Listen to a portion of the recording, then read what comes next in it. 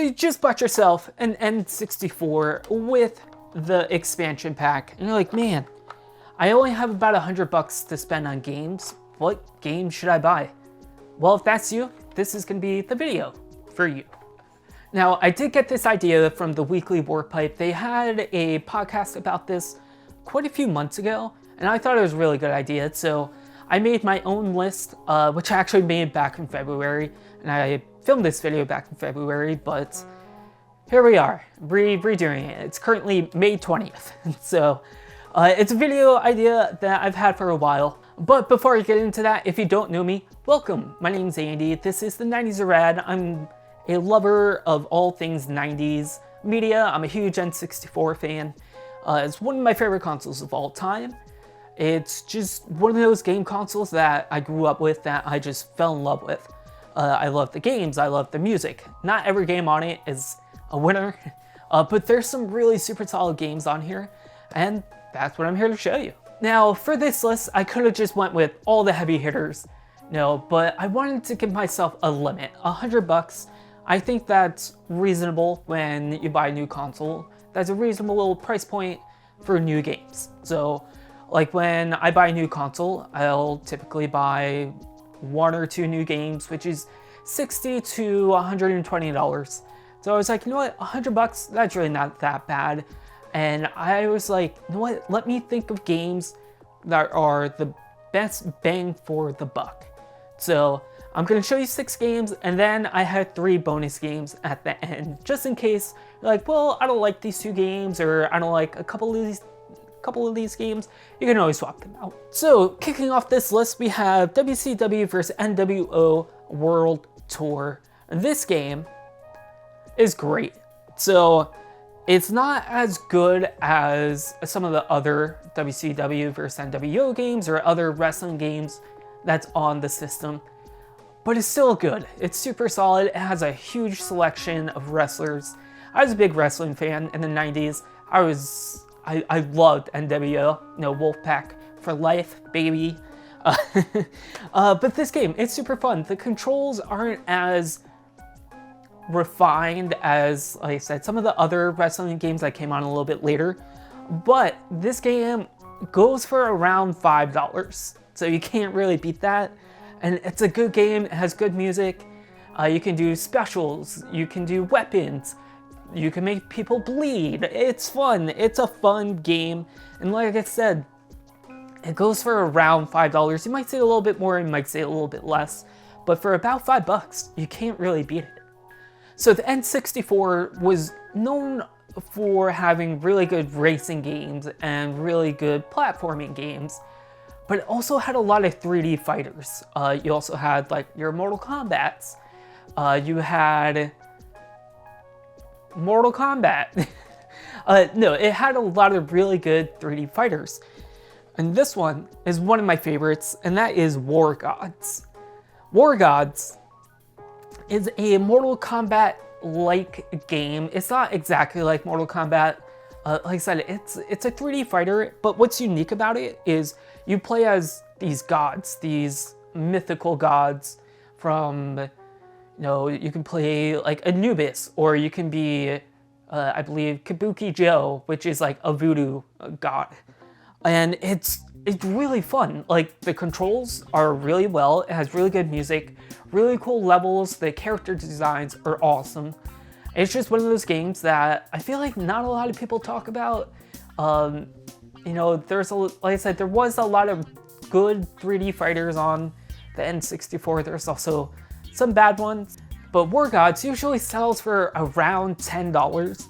And like I said, you can't really beat it. It's made by Midway as well, and it's a mature game, so it is bloody, but it's fun. So if you're into like Mortal Kombat and you're like, well, I don't want Mortal Kombat, or if the Mortal Kombat game is a little too expensive for you, War Gods is definitely a super fun and solid game. Next up, we actually have a sports game. The N64 did have quite a few sports games on it. A lot of sports games, a lot of Maddens, a lot of like NHL, but there was a arcade style snowboarding game that was pretty popular. You guys might know where I'm going with this, and that's 1080 snowboarding. This game, so much fun. Like I said, it's like an arcade style snowboarding game. There's missions, you can do cool tricks. It controls very well, and the music in it is amazing. It has really great music, and it's just a fun game.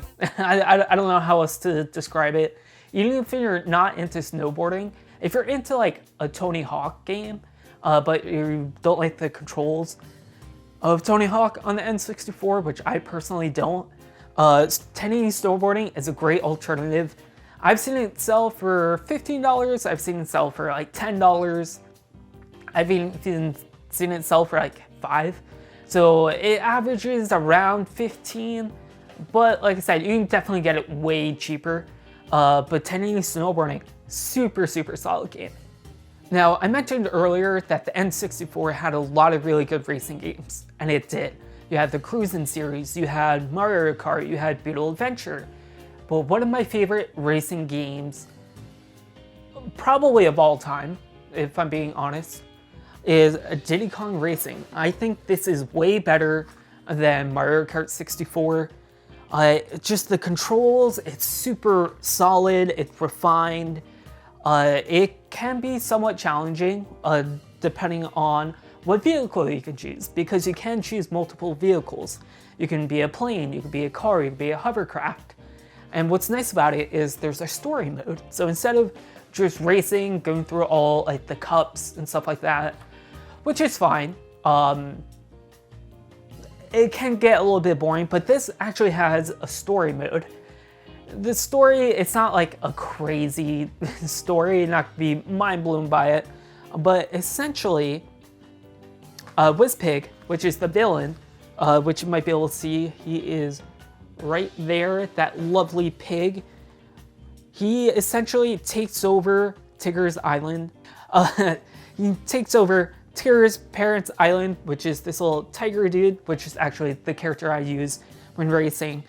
And it's, like I said, it's just a fun game. The music is absolutely amazing. And what's nice is it's made by Rare. Rare made like all the really great, amazing games on the N64. I shouldn't say all, but they made a ton of amazing games on the N64. And this is honestly one of my favorites. I think it's better than Conker's. I personally think Conker's Bad Fur Day is a little bit overrated, but we're not going to talk about that. I already talked about that in a previous video. But Diddy Kong Racing, it's like Mario Kart 64, just way better in my opinion. You do get power-ups, you can get speed boosts, you can get weapons. There's a really good multiplayer mode. You can play with 4 players, which is awesome. And like I said, it's just a really fun game. The music, the levels, it's awesome. And there is a little bit of challenge to it. Like I said, the hovercraft, not my favorite. It definitely makes it way more difficult. But they really nailed it. And this game, I believe it goes for around 20 or 25 bucks. Obviously, I have it complete. Complete in box can go way more, but the loose cart, which I have right here, man, I've had this for a while. I think I originally bought it for like 15 bucks. I think right now it's currently going for, yeah, it goes for about 25, but you can find it, a little bit less, depending on the condition of games, they usually sell for less. But shop around. This, like I said, I personally recommend it over a Mario Kart 64. I think you'll have way more fun with it. The Nintendo 64 also had a decent amount of first-person shooters. You had, like Turok. You had Quake 2. I'm sure there's other games like that.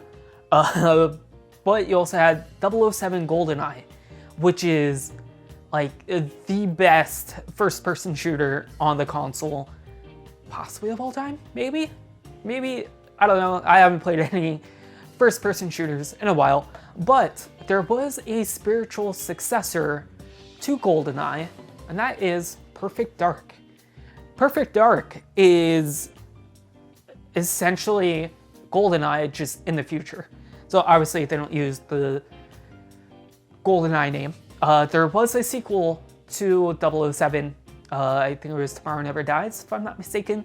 But this game, absolutely amazing. It takes place in the future, it requires, well, I shouldn't say it requires, to get the full experience of the game, you do need an expansion pack, which is why I mentioned you got it with an expansion pack.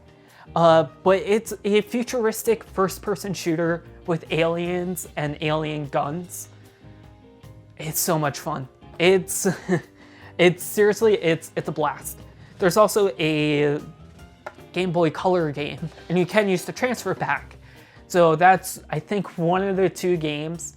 There's probably more. I think there's under like 5 games that actually use the transfer pack, and this is one of them. So it's super awesome. You get the full game if you have the expansion pack. Multiplayer, you can play 1 player, 2, you can play story mode, but I always play multiplayer. You don't even need 3 other friends to play multiplayer, which is awesome, because you can play with Sims. And you can change the difficulty. There are some really great guns. My favorite gun in the game is the laptop gun, which is just awesome. There's also these alien guns like the Farsight, which, depending on who you play with, you're gonna hate it because it can see through walls and it can basically one-shot kill you. It's kind of cheap, but it's really fun. The music is absolutely amazing. Again, made by Rare. Rare made some of the best games on the console.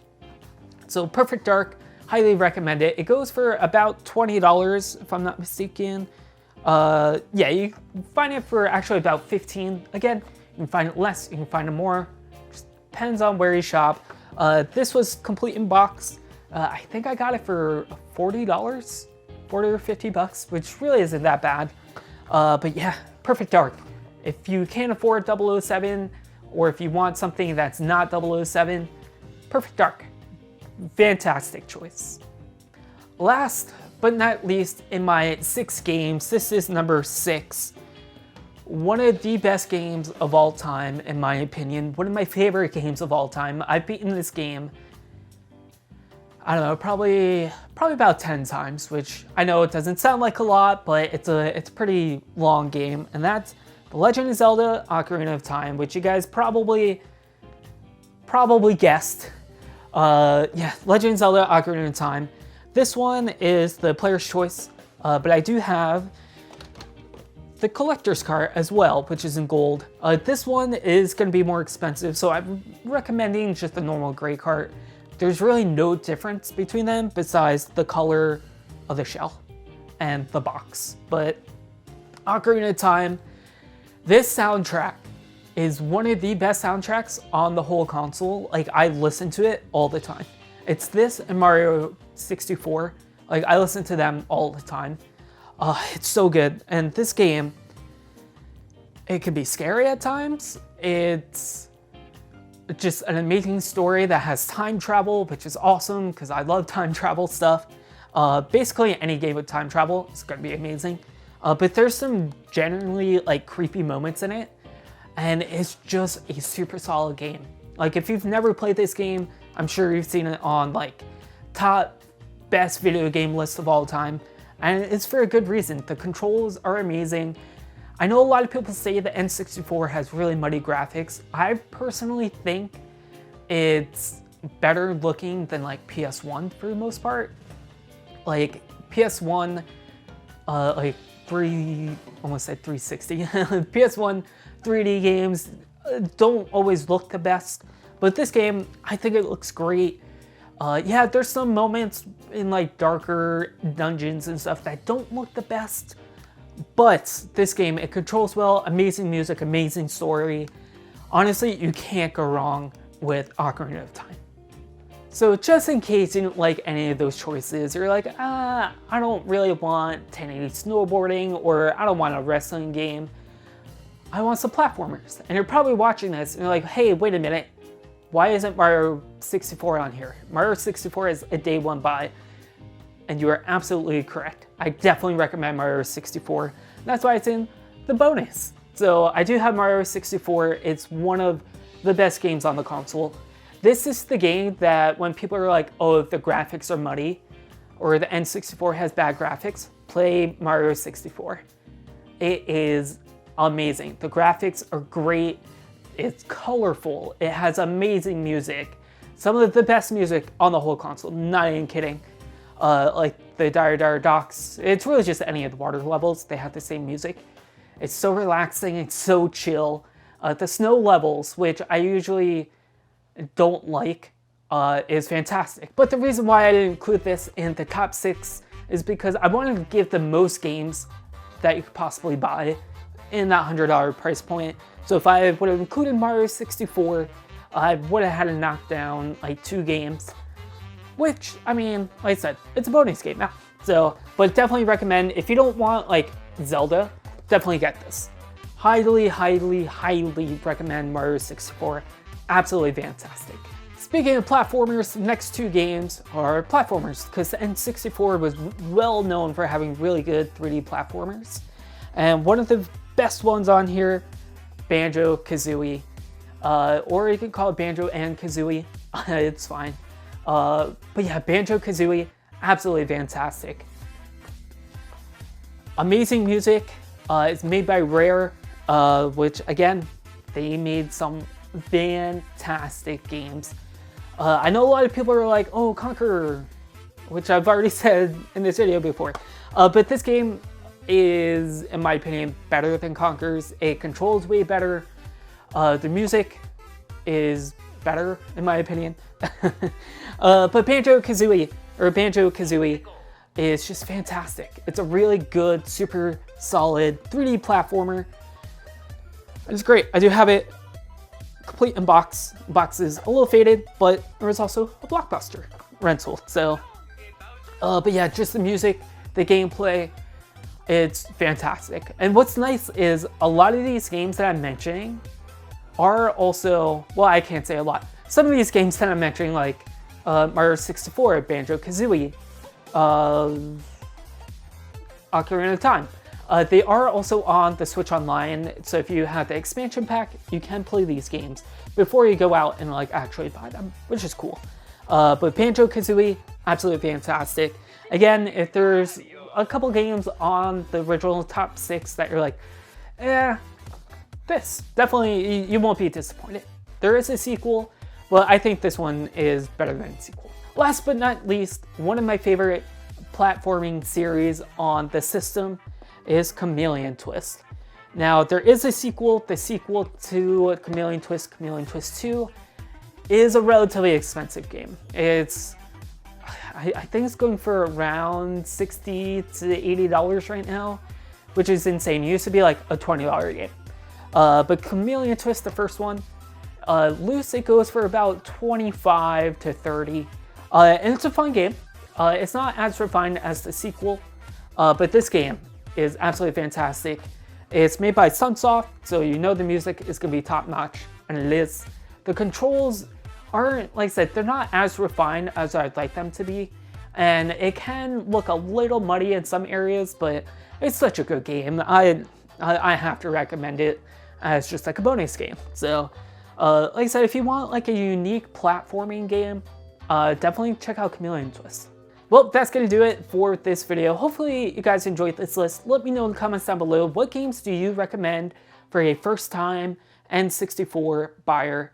Do you agree with my list? Do you like these games? Let me know, again, in the comments down below. Thanks for watching. Stay rad. I'll see you guys next time. Peace.